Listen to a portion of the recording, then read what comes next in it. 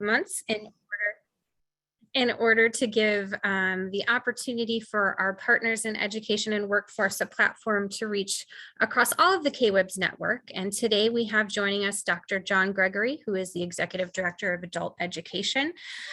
He claims to be the new guy, but I believe he is settling into that work, and we are lucky to have him. He comes to us with a rich history of both higher education and military and law enforcement leadership. And with that, Dr. Gregory, I am happy to turn the reins over to you. Thank you all for joining us today. Thank you so much, ma'am. I really appreciate that. Certainly, first and foremost, thank you for this invitation and this opportunity to be in the presence of such esteemed people in Kentucky. I am not a native Kentuckian, but I'm certainly enjoying my time in Kentucky, and certainly thank you for this opportunity. What I want to do is be somewhat methodical and go through a process as far as talking about adult education and what adult education actually is and what it is not.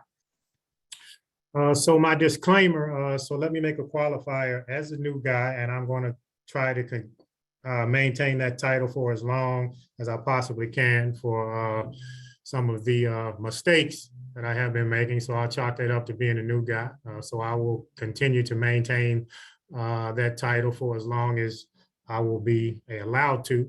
But nonetheless, I recognize prior to 8 months ago, when I had the opportunity to sit in this seat, that there were many great things done in this office prior to me.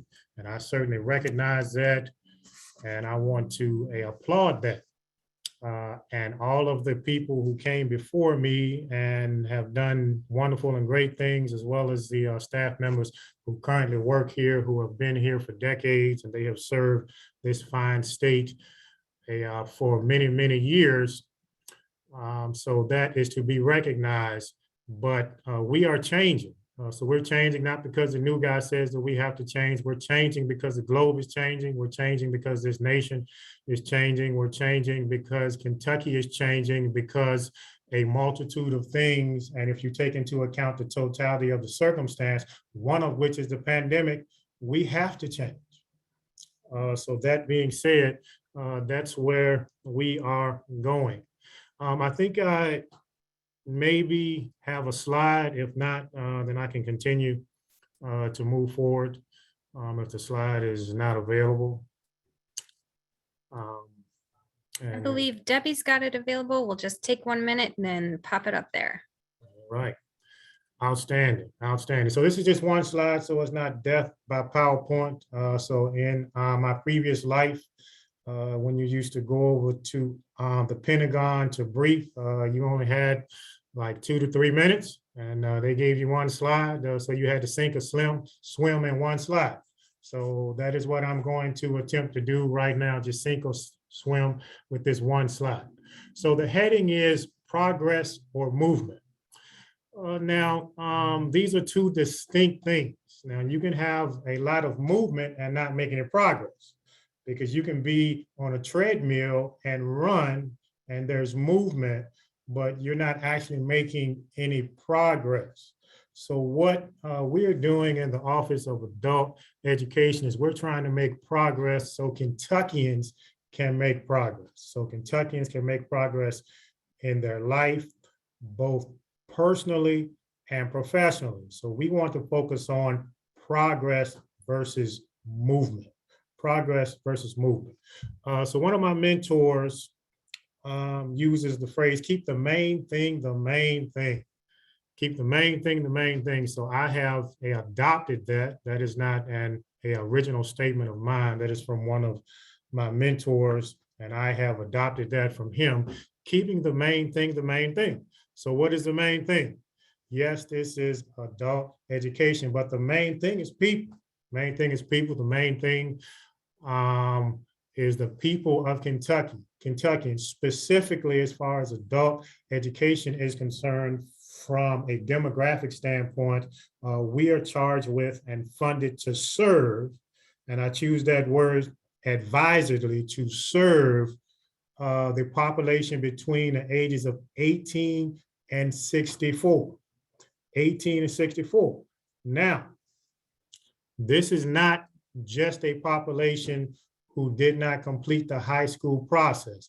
This is the population between 18 and 64, because as you will see, once I attempt to methodically go through this process to explain exactly what this office does, we do more than just the GED, not to minimize the significance of the GED and that monumental climb that many people have made to earn the GED, but that is only one of a multitude of things that we do, and of the many and of the multitude of things that we are funded to do, both by the federal government and the state of Kentucky.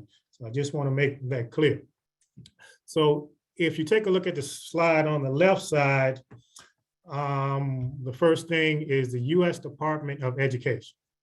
So from a governing standpoint, the entire adult education program, not just in Kentucky, but across the 50 states, is governed by the U.S. Department of Education. And we are funded by them through a federal grant. Now, the state of Kentucky, the requirement is that the state matches the federal funds. Kentucky has more than done that, and they have almost doubled the match, which says that Kentucky has invested heavily in adult education. Now, it's my job to ensure that they get the return on their investment.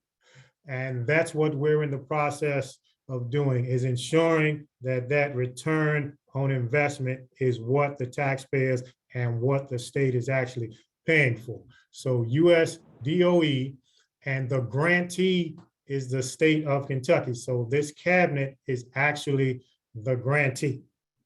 This cabinet is the grantee. So the funds flow from the federal government, the state, and the cabinet is the actual name as the grantee. Now,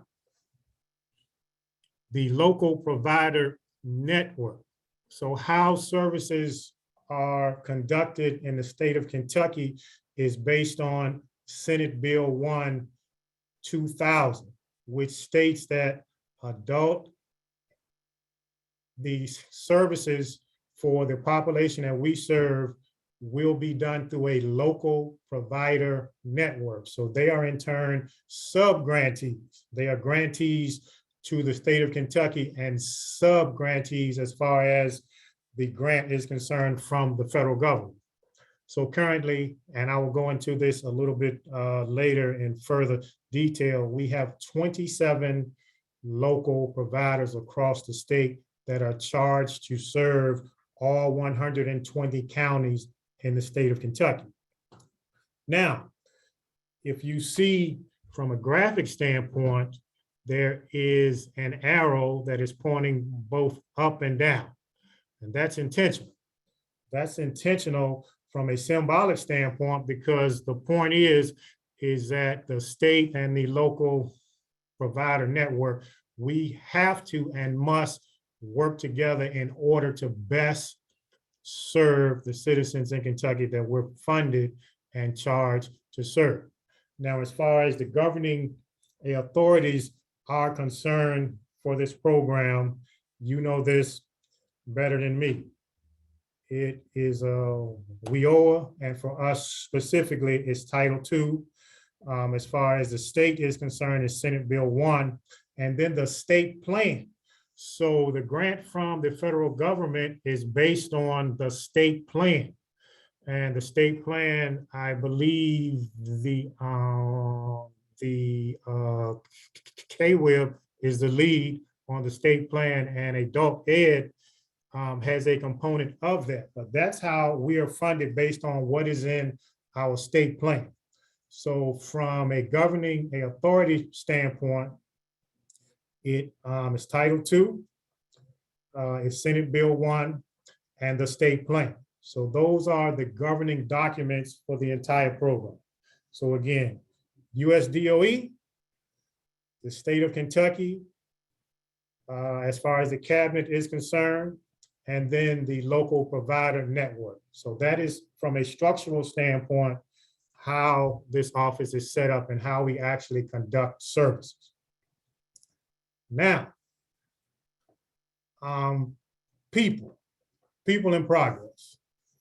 So like I said, I'm not a native of Kentucky, but I'm running as fast as I can to learn as much as I can about this fine state.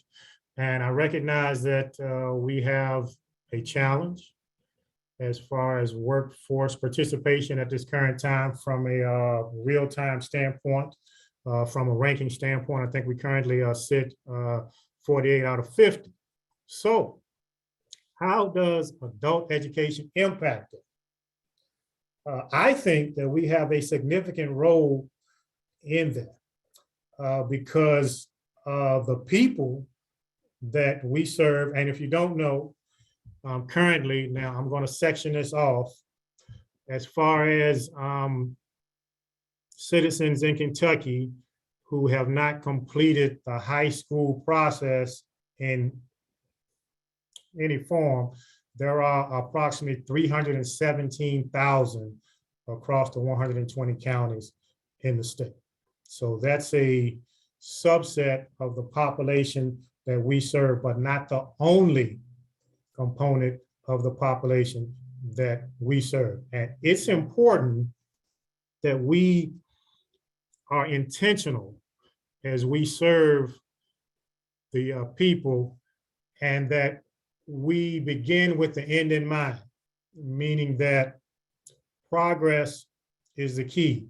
Because if the people that we serve make progress, if they need to get a GED, then we will help them get that. If they have completed that process and they want to go on to transition to go to college, we can assist with that process, that as well. If they do not have a job, then we can assist them with transitioning into the workforce. If they have a job, but maybe they want a career as opposed to a job, we can assist with transitioning that as well. And if you put people plus the progress, it equals a better Kentucky. So that's the mindset that we have, and that is the intentionality that we certainly look to move forward with. Now, the 5 W's: who, what, when, where, and why. So who are we? So we are the Office of Adult Education. Now, naming convention. So let's talk about this a little bit. You probably know this office as Kentucky Skills U. Kentucky Skills U. So we are in the process of transitioning back to Kentucky Adult. And we are moving away from KY Skills U. I have a consciousness as to the reasoning as to why that was adopted. I believe it was 6 or 7 years ago, but we're going back to basics, and we need to be as recognizable as possible. And it has been my experience, limited though it may be, that some people don't immediately associate KY Skills U with adult education. So we're going to make it simple. There are enough barriers that exist currently that the name is not going to be one. So we're in the process of transitioning away from that to who we are, adult education. That's going to be simple. So that's who we are. What? So what do we do? So we serve Kentuckians between the ages of 18 and 64, and we provide adult education services across the 120 counties, which includes justice involved and otherwise detained citizens, second chance, fair chance. That's a component of what we do. When do we do it? So we do it Monday through Friday, sometimes at night, and sometimes on the weekends, based on the needs of the adult learner. So based on the needs of the adult learner. So where do we do it? So we talked about this a little bit before. There are 27 local providers that exist in Kentucky that offer full service, both in person and virtually, to adult learners across approximately 80 adult ed centers that serve all 120 counties. So we don't actually have a center in each county, but there is an adult ed center that serves every county. So right now we have approximately 80. So that's where we do it. Why do we do it? Why do we do it? Number one, Senate Bill 1 requires that this office administer adult education services in a local provider network to significantly reduce the percentage of adults who are underemployed and who have not reached the level of knowledge that they should reach to be able to move this state forward. And this is a costly business, but I will tell you this, it is more costly to not to have a trained and capable workforce when you look at this longitudinal. And the way that I like to look at it is from a legacy standpoint. So when we deal with an adult learner, we are not just thinking about that learner, we're thinking about that learner's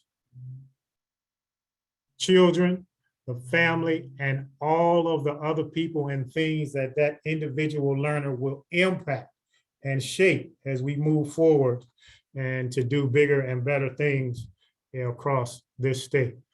So those are the 5 W's, and we serve a non-traditional student body. So we have non-traditional students. So if we serve non-traditional students, then that means that we need to employ non-traditional strategies and methodologies. And that's what we're in the process of doing. And one of those key components is the human engagement. Human engagement is important. So if we look at the pandemic, so when the pandemic hit, I was an administrator and a faculty member at a university in Kentucky. And things immediately shifted. But what happened is that not everyone was prepared. And some people were reluctant to transition. And as we have matured through this process, I think in some cases, not all, the human engagement component has been missed. So my next bullet is technology supplements, but does not supplant the human engagement process. So what we do is important because again, we deal with a non-traditional student. So we have to employ non-traditional methods and use all of the tools that we have available to us, but that human element, that human engagement is most significant. So we're certainly going to focus on that, and we're certainly going to focus on being engaged with each and every student that we serve. Subject matter experts. I would like to think that we have some of the most talented and some of the most capable subject matter experts in the nation as far as adult education is concerned. But I like to look at it from this standpoint. Expect the most, provide the best. So that's the title of a book written by Dr. Robert L. Greene, who is an individual who worked, marched, and served with Dr. King. He is a monumental person in many fields of life. He's a former college, he was a president for a college, and he has done a great many things at Michigan State. And I had the opportunity when he came to Kentucky 2 years ago to sit down with him and have a conversation with him for 2.5 hours. So this is a man who has done countless things in his life, who was icon, who thought it was not robbery to sit down with a nobody like me, and God knows I certainly feel blessed that he took that time with me. But what he explained to me is that you expect the most from students, but you have to provide the best.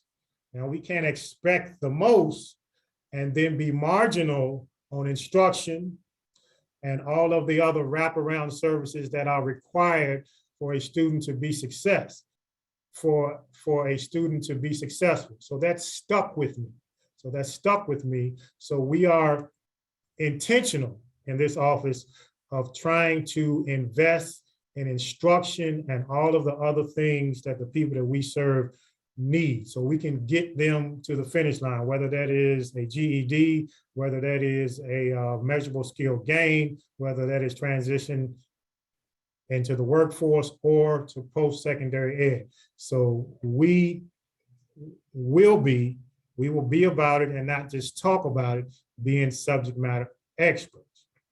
Now, synchronization and alignment. So that's why I am here. We are a partner and we want to be synchronized with the workforce and everything that is workforce related, because we feel like that we are a significant component of what that is. So what does that look like in real time? So what does that actually look like? So what that looks like is that we need to be, and I have observed, and I could be wrong, but I have observed, so I'm gonna put my new guy hat back on, so I could be wrong. I have observed that adult ed has not really been, I guess, the best partner that we could potentially be in some of these centers and these one-stops, and that's my fault. But that's going to change. It's going to change, number one, because we're mandated by the federal government to do that. And we are mandated to share in the costs of the facilities.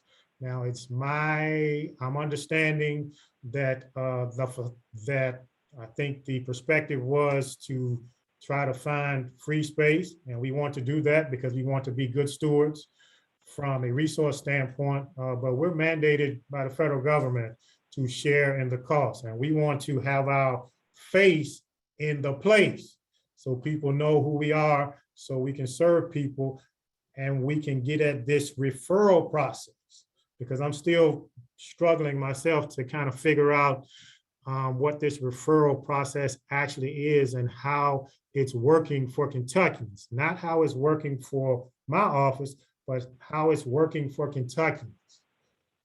So I think if we are more visible, my hope is that that will go a long way into realizing the full potential of this referral process, so we can maximize what we do in service to the people that we're charged and we're funded to serve. So from a synchronization standpoint, we certainly want to be more engaged, and we want to be a more visible partner. Back to the basics and best practices. Certainly not trying to reinvent the wheel. My knowledge of the adult ed is 8 months deep, so that's very shallow. But we do have people who have extensive knowledge, and we're going to go back to the basics. So we're going to make this simple, and we are going to lean on best practices, both inside and outside of the Commonwealth of Kentucky. And we're going to bring those best practices to what we do to best serve the population that we're charged to serve. So that's important. Monitoring and assessment. We're going to measure what we do, because if we don't measure what we do, then we don't know, one, if we're doing the right thing, and two, if what we're doing is working. And we want to ensure that what we're doing is working for Kentuckians. So we will be intentional with respect to monitoring and conducting assessments of what we do internally so we can figure out what is the best way to serve Kentucky. Continuous improvement. So from a goal standpoint, Kentucky has some state goals. Now, the state goals are specific to GED. So the GED attainment for the state of Kentucky, the goal is 5,000 per fiscal year. From an enrollment standpoint, as far as adult education is concerned, is 20,000. I will tell you, we have not been successful as far as the goals are concerned. So from a continuous improvement standpoint, we can do better, and we will do better. So we will make continuous improvement until we reach and exceed those goals from a state standpoint. From a federal government standpoint, the report card is based on measurable skill gains. So the rate for the state of Kentucky is 53.4% as far as a measurable skill gain is concerned. And the way that an individual can get a measurable skill gain, one way is if they don't have a high school diploma in the state of Kentucky, is to get a GED. Another way is to transition to go to college and get a college transcript or to graduate. Another way is to transition into the workforce and do workforce related training and prep. So there are a few different ways to get a measurable skill gain, but that is the report card that we have from the federal government. So we will be continuously improving to work to meet and to exceed those goals. But you know, we serve all Kentuckians, and I want to repeat this, between the ages of 18 to 64. And this is about equipping people with the skills that they need. So scripture, it tells us that your gift will make room for you and put you in the presence of great people. So from a gift standpoint, I'm going to go back to my previous life. So I served my entire adult life in the Army. And I was what is commonly known as a foot soldier. And so I jumped out of airplanes and helicopters and all those types of things. But what is significant about that, as far as this process is that everything that you needed, you had to carry in your rucksack on your back, whether that was food, any type of supplies that you needed. So every tool that you needed, you had to carry with you as an infantry soldier. So if you jumped out of the plane, everything you needed had to be in your rucksack, and you jumped with that. If you rappelled from a helicopter, everything you needed had to be on your person and in your rucksack. So you had to have all your tools with you. That's the mindset here. We want to equip Kentuckians with all the tools that they need, so that when these different employment opportunities confront them face to face, that they will have the tools that they need at that point in time. And then it is our job in adult ed to resupply them with additional tools, whatever those tools may be. Same way that happened with me in my previous life as well. Sometimes we would get more food, or we would starve, and more things. So taking it from that context, the intent is to ensure that these gifts are turned into skills that are marketable skills for the Kentuckian, for the citizen, and for the state of Kentucky. So again, I want to be sure and intentional to impress upon you that we serve all Kentuckians between the ages of 18 and 64, regardless of what their status is. We are in the business of continuous improvement. We're going to measure what we do. We're going to get back to the basics, and we're going to adopt best practices, and we're going to be synchronized and in support of the workforce things that are going on in the state of Kentucky. So progress. So we are concerned with progress, not movement. People plus the progress of these people will equal a better Kentucky. So hopefully we can get those things done. And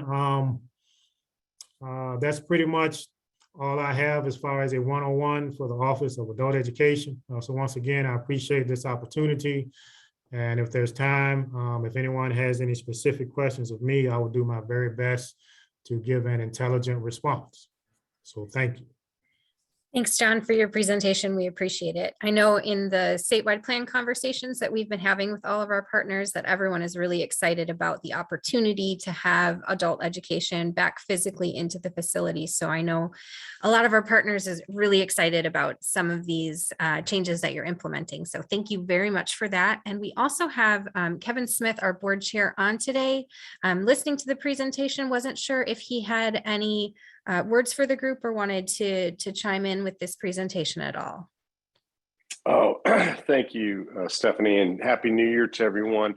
I just want to thank you, John, for your presentation. And it's great to understand a little bit more about what you're trying to accomplish and what we're trying to accomplish together. And I would just to encourage everyone to keep focusing on our plans. And as we get into the new collaborative that we'll be working on later today, Stephanie, that many of the people on this call are probably going to be joining us there. We've got a lot of work to do, and just look forward to making 22 a successful year. So thank you all very much for your attention today.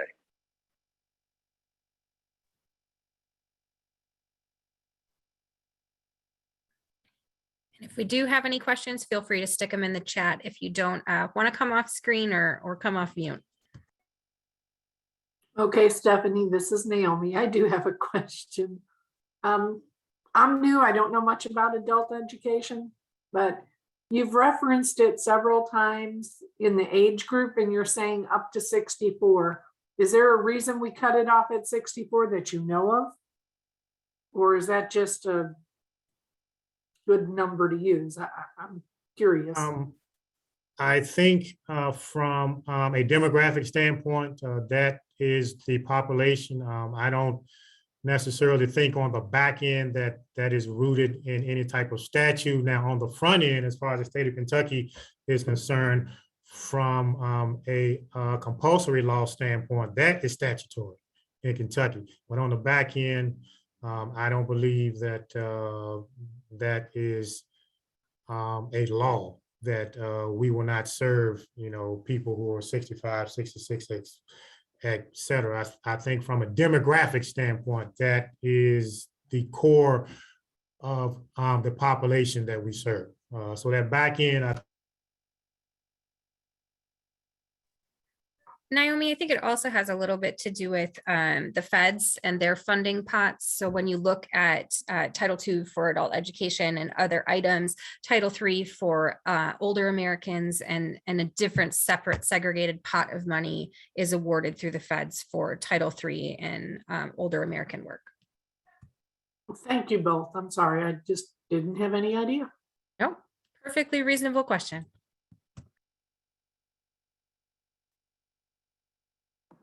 Hi, Dr. Gregory. Corey Eimer, one-stop operator in Northern Kentucky. Thanks very much. Very helpful presentation. First, I just wanted to say I'm excited that we're going to have a staff person moving in, I believe, this month with Gateway Adult Education into our Covington Career Center. So really excited about that opportunity. The main question I had was, you mentioned the federal report card and the fact that you need to achieve 53 to 54% measurable skills gain. is the denominator, so to speak, like 18 to 64-year-olds who do not have a high school diploma or GED? Is that the pool of people we're talking about? And then of that, 53 to 54% need to achieve a measurable skills, or how? That's a very good question. So it's that, but then more.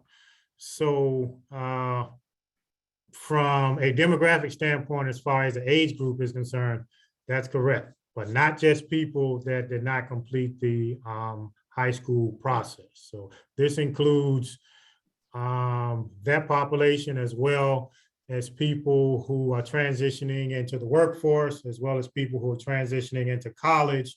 So there's a multitude of different things. There's actually 5 different categories as far as measurable skill gains are concerned. It includes people who are going through the GED process, but not exclusively. They are one component of a 5-component structure. And a quick follow-up then, does the Kentucky Essential Skills Certification count as a measurable skills gain? Because we're doing a lot of that in Northern Kentucky. And I'm wondering if that might be an opportunity where we can partner up to get more people their KESC certification. That is an opportunity indeed. There are some nuances as far as that is concerned. The federal government, so what they're looking for specifically is job training that is specific to an occupation, whether that is an electrician, a plumber, driver, etc. However, we are still learning the process. I'm still learning the process. And we have had, I'm going to say, some turnover in this office here in Frankfort, significant. And we got some really smart folks that are coming in. And I have found out that although people were working hard and, doing all the right things, we weren't asking the right questions of the federal government. So what was happening, just to be candid, is that across the local network, there was a reliance on one particular staff member, and that was not necessarily in alignment with the federal government requirements. So we really didn't maximize the opportunity to get some of these measurable skill gains. So we're in the process of figuring out exactly what the requirements are, exactly what the left and right limits are. And to your point, that probably is an opportunity that we have not maximized to date. So that's a very good question, sir. Thank you.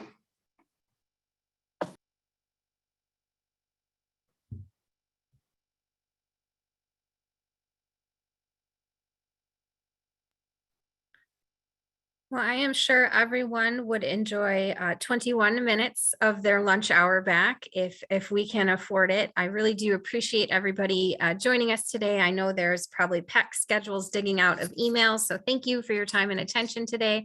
And Dr. Gregory, as always, thank you for a wonderful presentation, and being the newest member on the team, we sure do appreciate you here.